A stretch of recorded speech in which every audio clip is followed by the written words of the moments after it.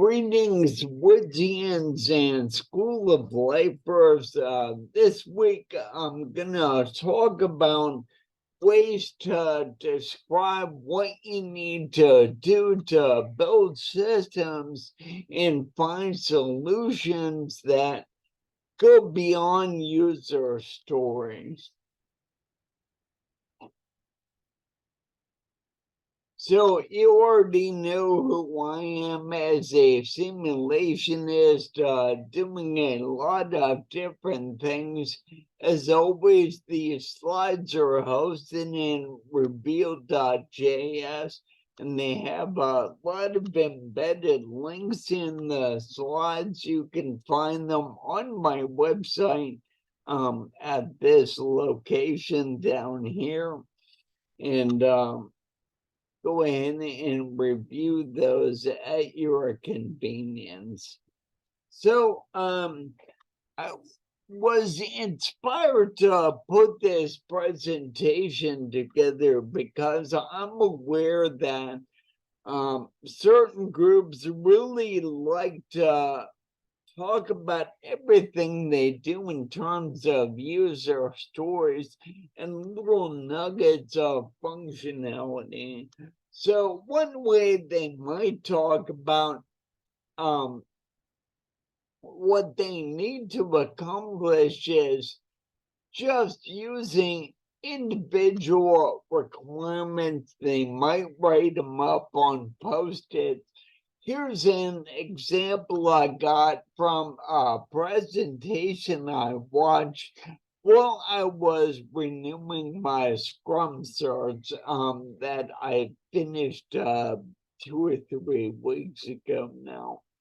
So each Post-it is a separate requirement, and in this particular image, the red one showed the MVP, or minimum viable product, across the top. So you have a process that begins at the beginning on the left, an obvious path that follows through and flows to the end on the right. And so if you implement that path, you do something basic that is of use to somebody. And there can be a decent number of steps involved in doing that. And then over time, as you develop a more complete and robust system that does a lot of other things, takes alternate paths, handles multiple situations, and so on. You add other capabilities to it that are kind of parallel or branch or on the side or whatever. If you're working with a familiar group of people, you all have a shared understanding of the situation. This level of communication will get you a decent way toward building a shared understanding. Might not be complete, but it'll get you a decent amount of the way there. And for a very simple system, everybody may also understand what needs to happen to implement this, design it, do UIs, file stuff, and so on. But if you're not really understanding all the pieces, or you don't have expertise in every area. For example, if you're a user or a BA that is not an implementation expert, there may be limitations in what you know, what you're aware of. Similarly, if you're an implementation expert, you may not know what the users are trying to accomplish and what it is conceptually they're trying to do and how they're thinking about things. So there are some problems potentially and limitations with only talking about things in this limited way. This method may work reasonably okay if you've got a small team that all know each other, all have similar knowledge on a reasonably limited effort. And let's talk about where the holes are, the shortcomings, and ways to work around them. So I love showing this drawing because it shows that in order to really have a full understanding of a system, you need to have really view it from different angles. And the different angles, sometimes it's based on expertise. So designers, programmers, data analysts, graphic artists, users, and other kinds of things, calculation experts, financial experts, they all have a different piece of the puzzle, and you really have to have all those pieces of expertise to look at something and understand it in all its detail. And even more, if you're going to build something that builds in all those considerations. So why do we need this, and why do we need other artifacts that go beyond what can reasonably be written on a post-it or a Word document or something that just lists requirements in text? The first is that not all concepts are clearly communicated verbally. And the second is, no matter what kinds of words you use, they don't all necessarily find their best expression as a user story. So a user story is very powerful as so-and-so, I want to do so-and-so so I can achieve this, that, or the other. It's actually a really nice insight, and it's a good way to write things.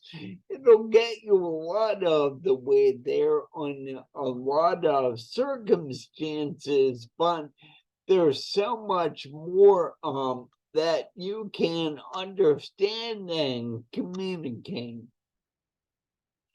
And if you think back to the previous picture, you've got all these facts and all these requirements and actions and capabilities and storages and representations, and just describing things in words doesn't really give you a whole picture.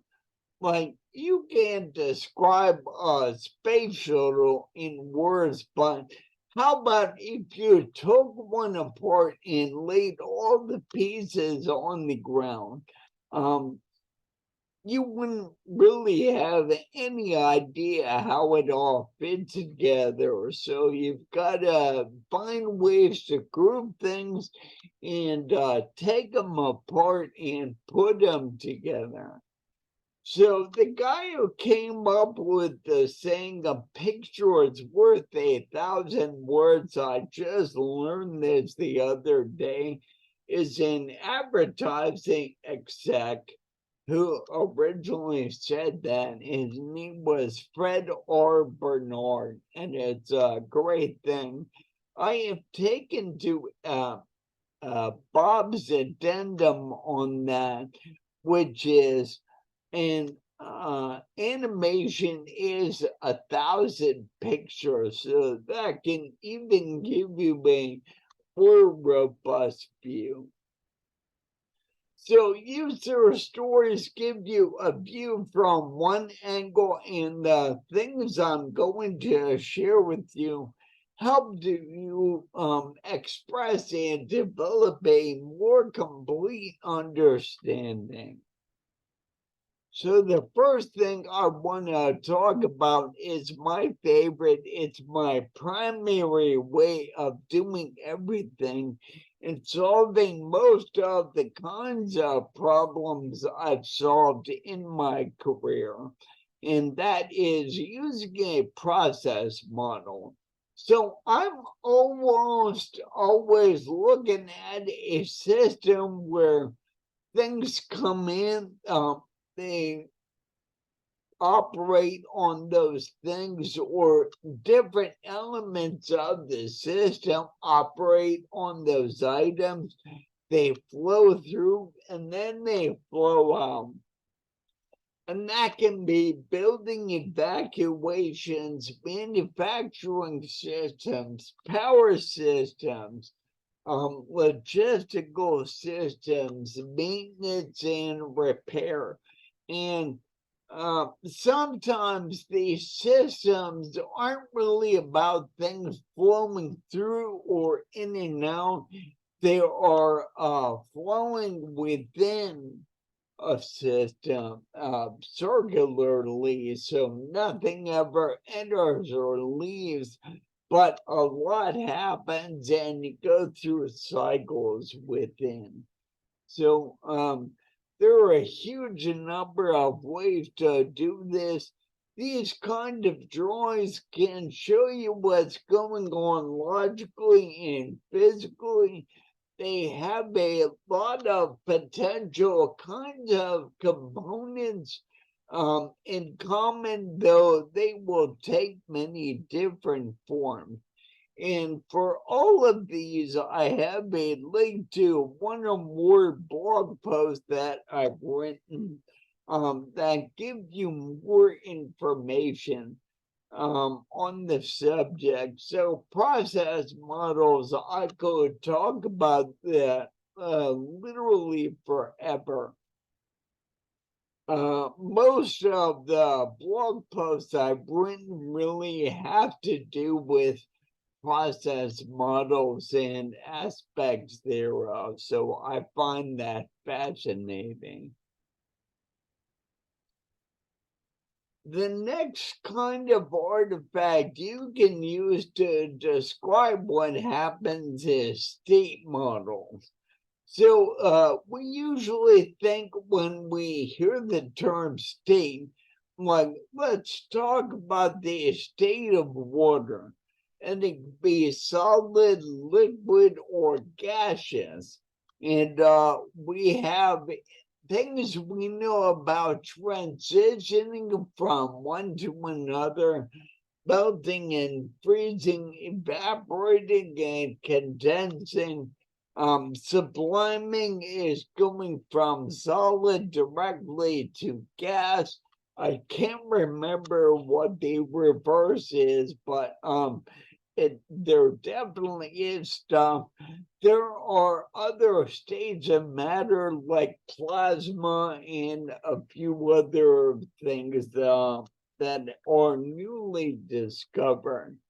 So the state of water, or any group of water molecules in a region, is dependent on several different quantities, like the pressure, the temperature, and the specific volume. And so a state of anything, a system in your car, a piece of manufactured good going through an assembly line, an aircraft either ready for flight, waiting for parts, boarding, ready for repairs, needing inspections, and so on. Those are all different examples of being in different states. When we had items that would pass through certain inspections, We had a kind of state diagram. It's also a kind of flow diagram that said here are the facilities and processes it had to go through. And when it passed through each one, you could think of the item being processed, the moving entity, as being in a different state. Sometimes items won't move in a simulation. When we had aircrafts in logistics simulation, they would change states. I mean, obviously they move, they fly missions, they go to hangars, they go to different repair and fueling facilities and different points of embarkation and mission bases and so on over their service lifetime. But for purposes of the model, they just sat there. They didn't go into or out of the model. They were just sitting there in the model, taking on different states. And one entity can have multiple aspects of things that all are in different states. So this situation can get very complex. And they can be based on one item or a combination of items, and you may have to recalculate them fairly often. For example, if you get some kind of a business situation, like you send out an invoice to somebody and then you wait for payment, if you haven't received payment for it after 30 days, then it changes state and you wait. Maybe you'll send out a tickler communication at 60 days. You'll send out another one. Maybe you receive payment, the market is done, and file it away. So there are all kinds of actions and recalculations of state that can happen. Decision models really talk about how decisions are made. There are a ton of ways these might be done. So you may have the a bank's calculation for who they can give loans to and what amount. So that may be based on age and the amount of the loan, and they may make a decision table, and this can be followed either by business rules or by individual account managers just sitting and talking to people, or in computer code. That's an example of a really simple decision with two potential factors and a handful of dividing lines. Decisions can obviously get as complex as you'd like, and with modern data and processing systems, as the volume of data has exploded and as processing capabilities get more abstract, high level, and sophisticated, we're making decisions based on way more complicated methodologies, and sometimes that humans, in the case of AI, might not completely understand. So decisions can be made in a number of ways based on a number of different considerations. and can involve a lot of people. And sometimes decisions are made deterministically, like, okay, we bring some things in, some facts, we come up with a decision, and off we go. We know we're done. But some decisions are not that clean. If you remember my previous discussions of verification, which tend to be automatable, and something's either pass or don't pass in a way that is very determinable, as compared to validation, which can require expert judgment and just feel for whether the system meets a certain need or is what is intended. Those are both examples of decisions that either might be automatable or might not. So let's talk about interface analysis. So if you think back to that first picture we had of all the Post-its, we know that we're passing messages through to different elements of a system potentially, and we need to know the form of the data or physical material or whatever is passed along between items. Anytime you have communication or transfer material or information between humans with machines, and between machines, then you have to define how that communication is going to happen.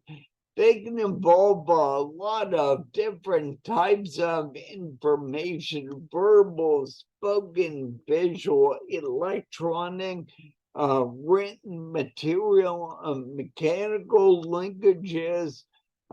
They could probably have a lot more. When I used to do nuclear power plant simulations, each engineer would be responsible for a certain subsystem in the plant, and there were handlers for standard items like pumps and valves, but there were different fluid and electrical systems, and they did logical things within the system, and we had to figure out whenever they connected to each other what quantities we needed to exchange to represent the materials and information that were flowing between one and the other. Flow could often be in both directions, so we had to handle those. We had to handle the figuring out how much flow was and what the flow carried with it. And I developed systems that were involve having a number of different programs tied to each other using many different communication methodologies, interfaced with the external systems that were outside of my kind of control volume, and all the interfaces had to be specified and negotiated. So when you do an electronic communication, you need both a physical media specification. So TCP/IP is one,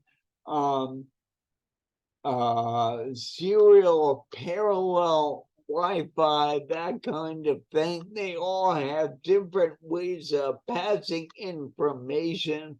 And then you also need a data specification.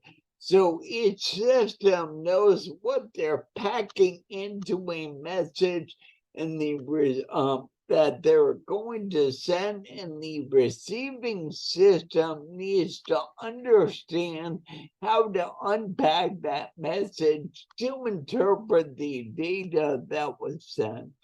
So in the case of TCP/IP, there's both a electrical way it's done and a bunch of routing and other information in a header. And then there's the payload, and that's where the data specification comes in. So understanding all aspects of communication are of extreme importance. I've linked to a few things I've written on the subject of communication at that link. So data models, we can make data setups as complex as you want. If you think about an operation, a large operation, say a giant factory or a hotel chain or an amusement park, or like Universal Studios or Disney World, there's a huge amount of information that can describe all the activities and states that are going on. This is an example of a data model I did for a staffing system that calculated the amount of staff needed for all the points of entry in and out of the United States. And there were somewhere around 500 locations, and there were about 80 potentially different activities that took place at each one. And the number of staff was based on the number of activities, the number of people it took to perform the activity, and the length of time. And then there would be some calculated results. So the way I represented things was, here's raw data that come in from many different sources, and here are some standard parameters, and here are some calculating and aggregated values. And then you'd have this for all the different locations, and then you'd have another kind of simulation that could pull many of these kinds of data out to do something else with. And you can imagine understanding the structure of the data, how all the pieces relate to each other, is very important. You can't really do that with Post-its or user stories, can you? So at this link here, I show a number of images that have to do with data models. The one all the way at the bottom is one produced by a standard type of database that shows a typical kind of graphical notation that shows all the records and how they cross-link to each other. You've got records embedded within records and structures of arbitrary complexity.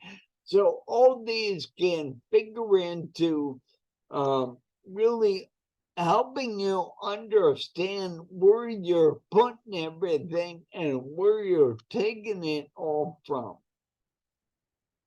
The next thing I want to talk about is non-functional requirements. So you can write a non-functional requirement on a post-it note, but user story is typically really good for functional requirements. And they talk about what a system does, something that actively happens.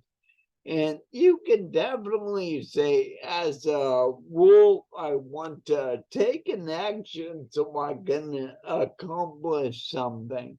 That works out pretty well. But a non-functional requirement, you can't necessarily write it in that format. What is the rule? Who is the actual actor? If you would say want to have a system with 95% uptime, for example, who's the actor? If you want to ensure that the design is modular and flexible, as a company, that may be you're coming up with a design for a customer for their project, but in the back of your mind as a developer, you want to identify components. So when you go serve the next customer, you've got some standard Lego pieces you can leverage to make solving the next customer's problem easier. So just be aware that there are a lot of things that really aren't good at being expressed as a user story. One thing Chad mentioned last night when we were talking is sequence diagrams. So if we have an architecture or a list of components in or different entities or operations or capabilities as shown in the right-hand picture, we can draw a sequence diagram showing the order in which items talk to each other, and sometimes they'll pass control. So communications can be both synchronous and asynchronous. And synchronous communications mean you pass control off to something else, then you wait for an answer. And you cannot proceed till you get an answer back. And maybe that involves a timeout, in which case you have to try again. And after a certain number of failures, maybe you bail out, but that's all part of the design. But just looking at it from the top level, assuming everything works, you need to do things in a certain order. This is really important for microservices type systems, but really any piece of computer code or any piece of operating system really goes through this. Even making a cup of coffee, you have to do things in a certain order. There are some things you can kind of do in parallel, but there's a limited variability that you can apply to the process. And sequence diagrams show this in a fairly specific way. And they can include a large amount of information. There are books on how to do these in more detail, but that's all we need to say about this here. Now let's talk about business rules. They are actions to be taken, but also the conditions and calculations and checks which govern action. So,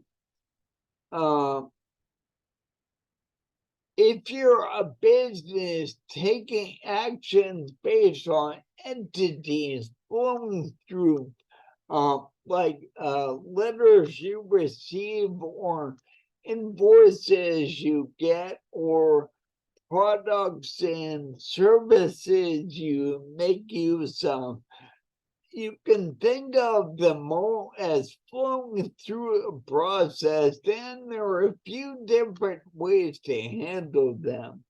One is that, first of all, there are sorts that can be done on everything coming in, and they can be based on fixed or changing characteristics. So some things you'll just handle in a certain way and you'll be done with it. Other things will come in, and based on what you already know about them, then you can pass it through a series of filters, take the appropriate action, off you go, you're done.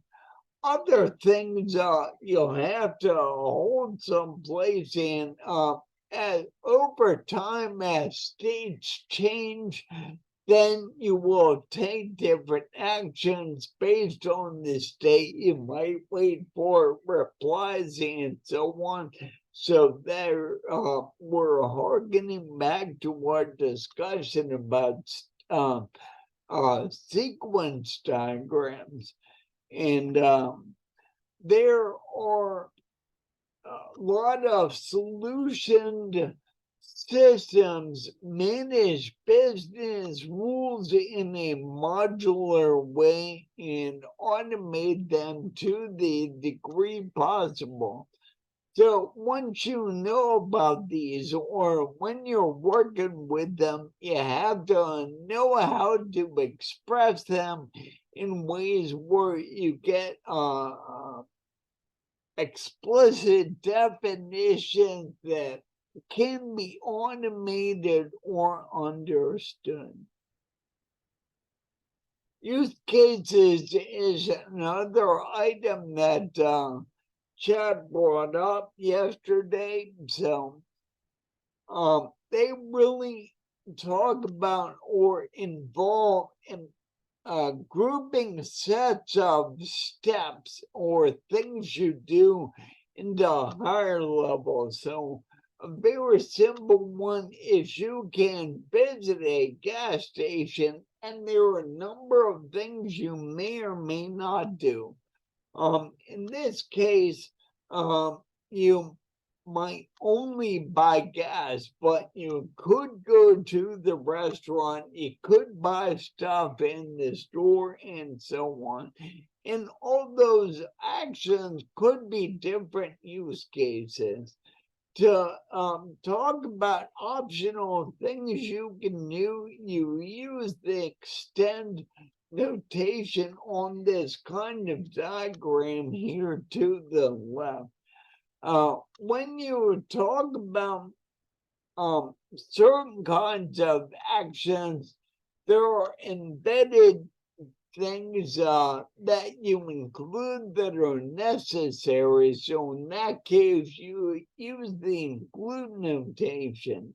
And there's a pump gas use case that is, pick up the proper handle and stick it in your gas tank and squeeze the handle, turn the thing on, and you only do that when the pump is activated based on how you paid for it.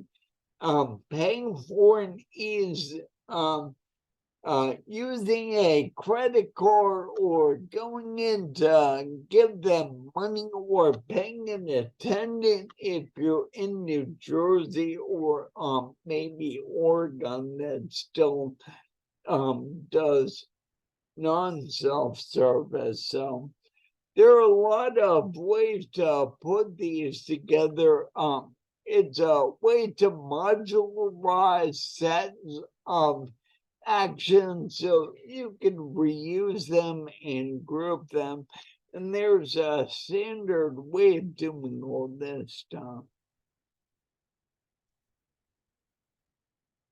Organizational models are another aspect of what we do or things we look at.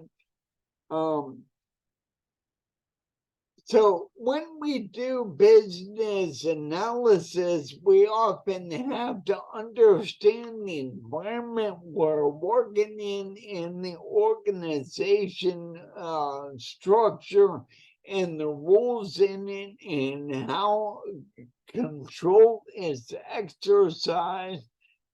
So there are a lot of ways of representing organizational structures, lines of communication, control, responsibility, and so on. This is an engineering company I worked for in the latter half of the 90s. It was a really well-run company with we built steel reheat furnaces. We did control systems and design and build project management. We had some managers on different levels, 2 VPs. There were studies in creation and research of new kinds of furnaces.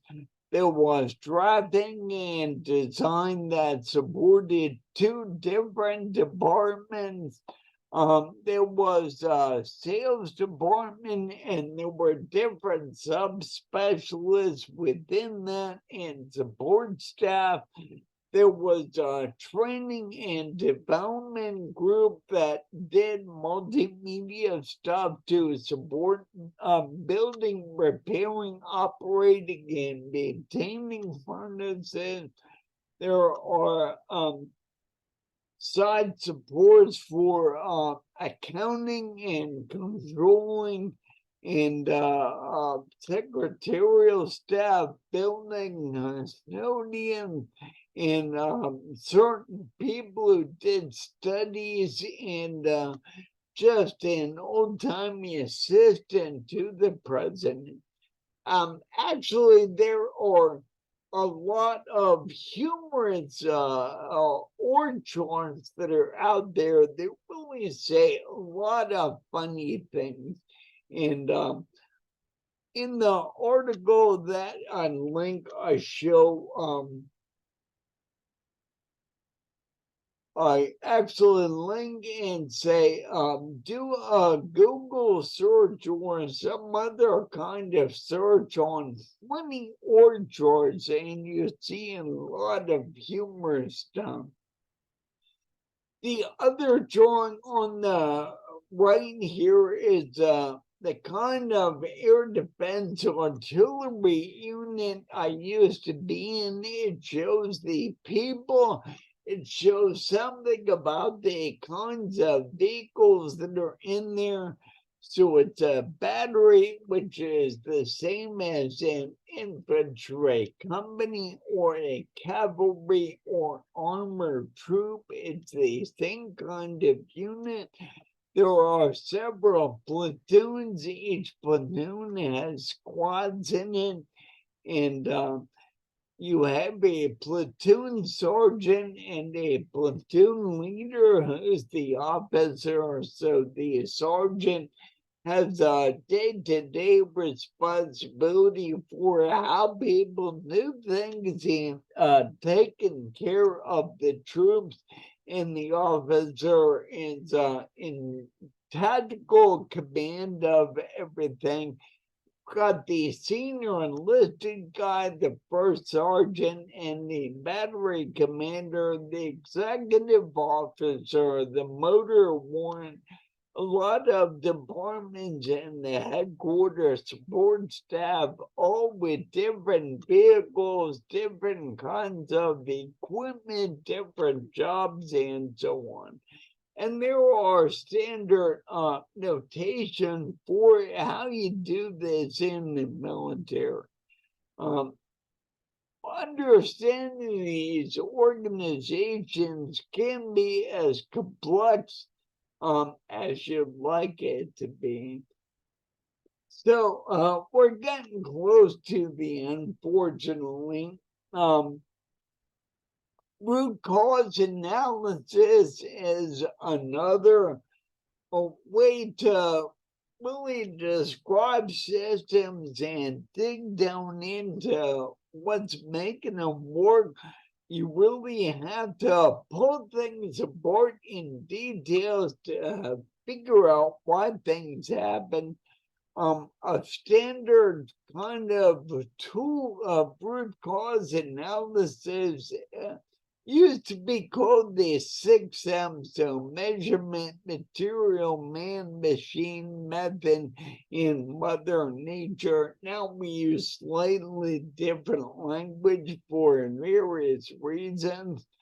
But understanding this can give insight as to why things happen after the fact, or you can analyze a system going forward to look at every aspect of a system very thoroughly and in detail to develop contingencies for what to do when you identify every possible kind of failure.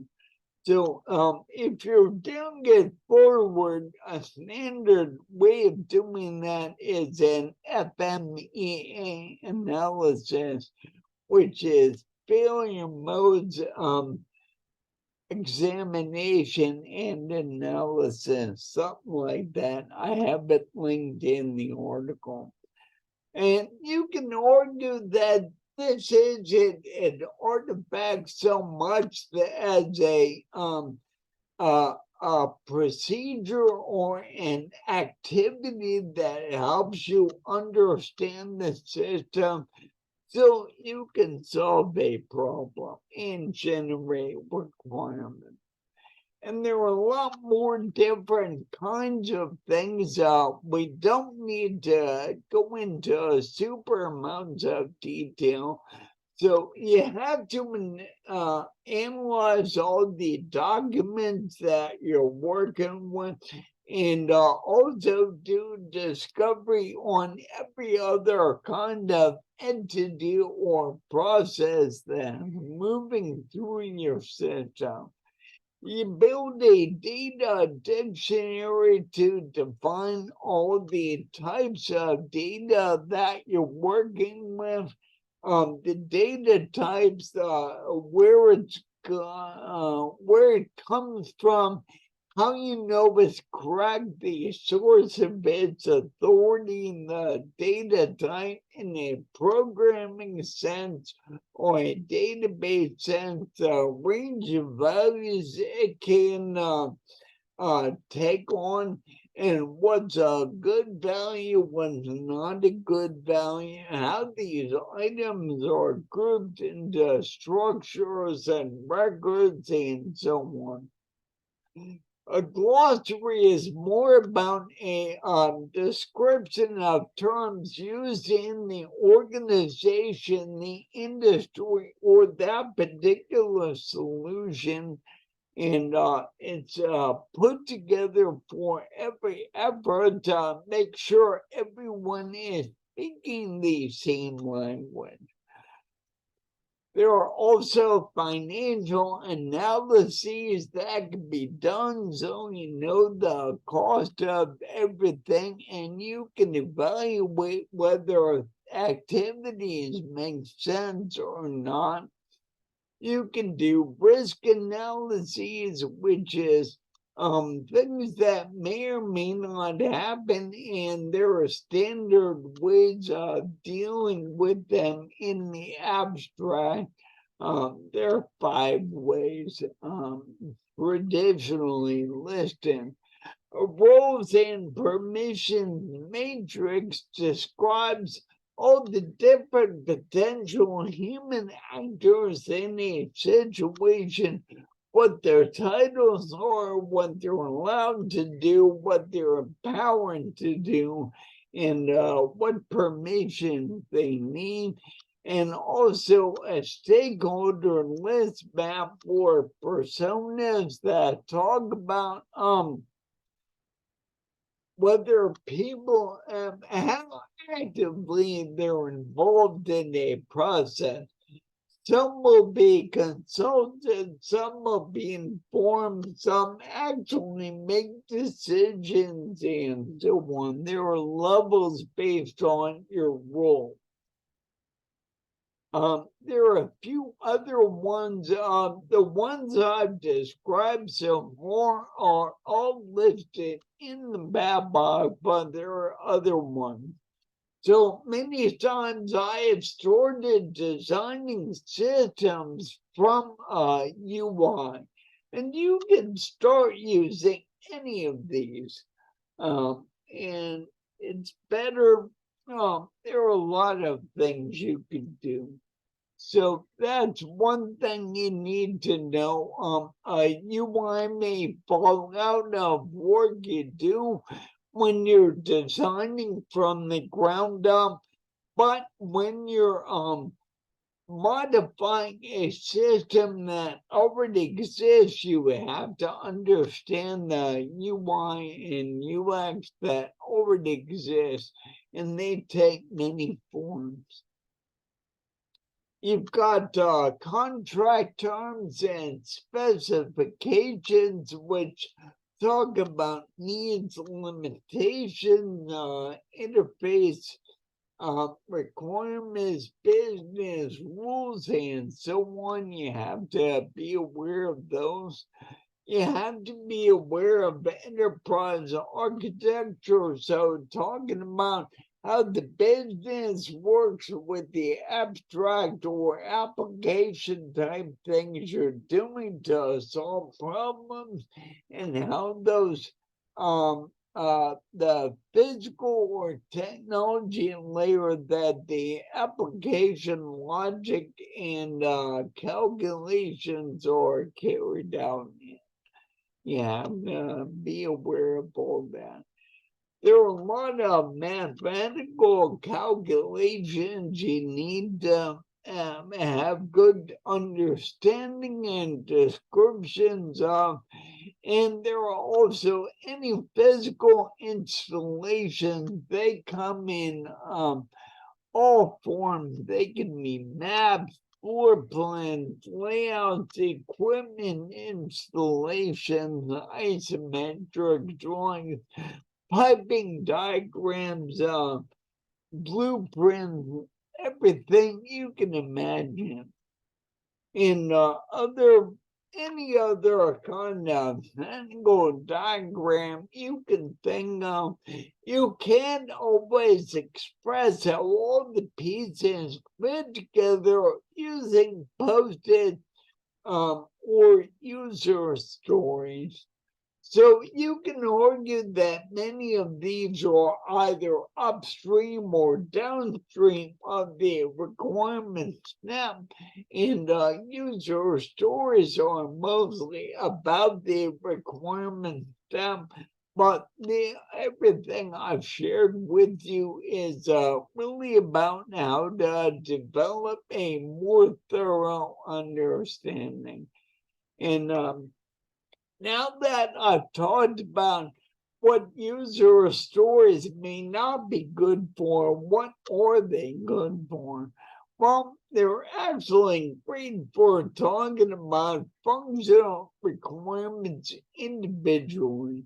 And all the artifacts that I've described can actually give you context to that give you a more detailed understanding of what requirements you need to write and how you need to write them.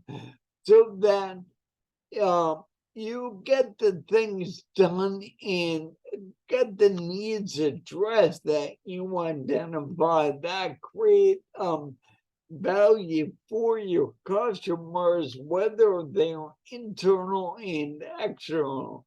And all these are basically methods of communication that, and if you really build a shared understanding that builds trust, cooperation, efficiency, and so on, and that makes things better for everyone. And so there we are.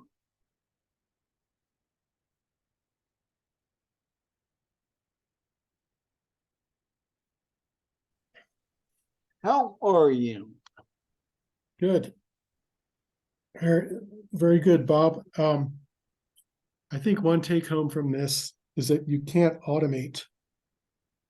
You cannot fully automate your framework for expressing what needs to be done.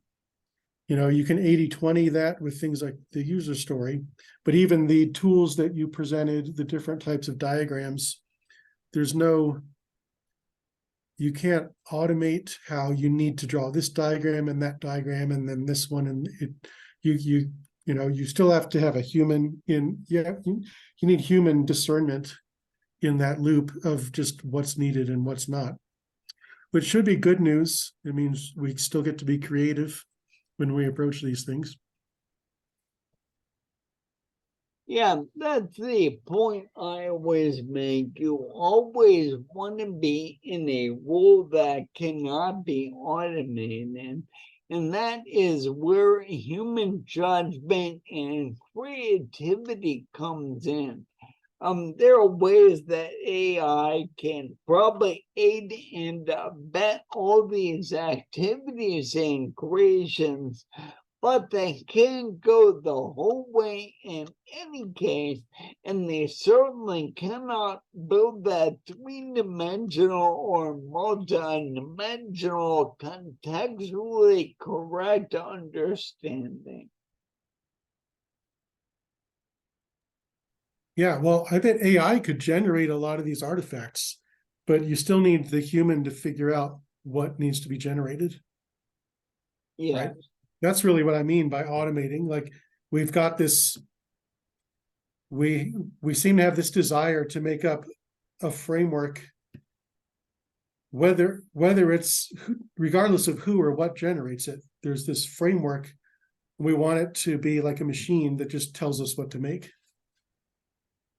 And that's where a lot of the things you're critiquing come from, that mentality. Yeah. I've seen a documentary on this guy. He had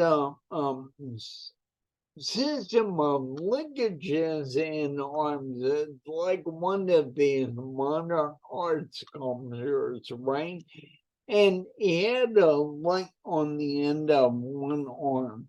And he would turn the lights off and have a video camera record the path of the light. He initialized the system by just throwing it, and the light would move based on all these arms, how they were hooked together.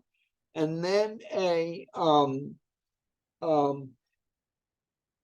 genetic algorithm would successfully through multiple generations try to recreate a model that would describe the same path of the light in terms of the initial forces that were put on it and the nature of the linkages.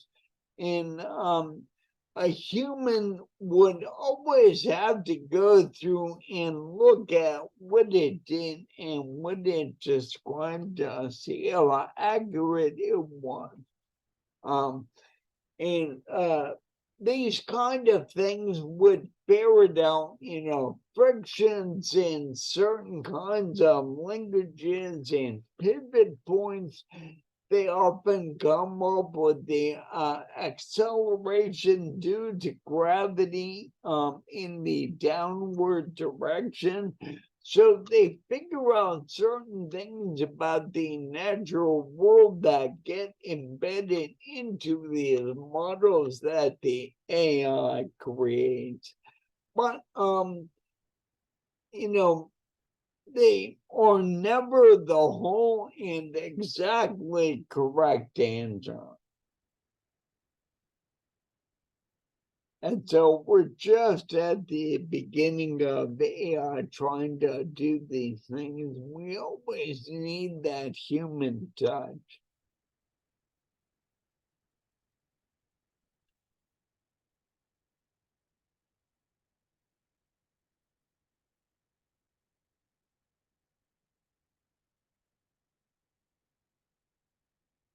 Chad, was that helpful at all? Yeah.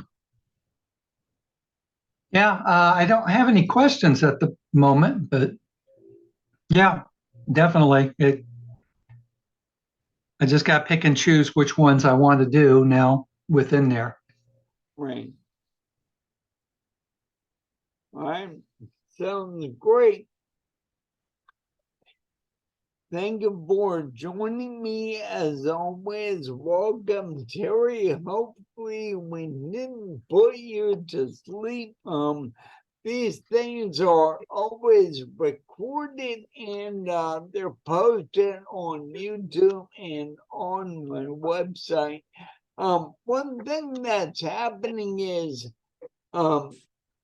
I've written up 42 out of the 50 Baba techniques as blog posts. I'll do the other 8 in our IIBA meetup that we have every week for about a year and a half, more than that now. We talk about all these. So over time, I'm going to be linking our live discussions on those subjects and talk about all the sections of the Babok, the guest speakers we had in different practice areas, in discussions of all these techniques. So those things will be on my website eventually. Thank you so much for joining us.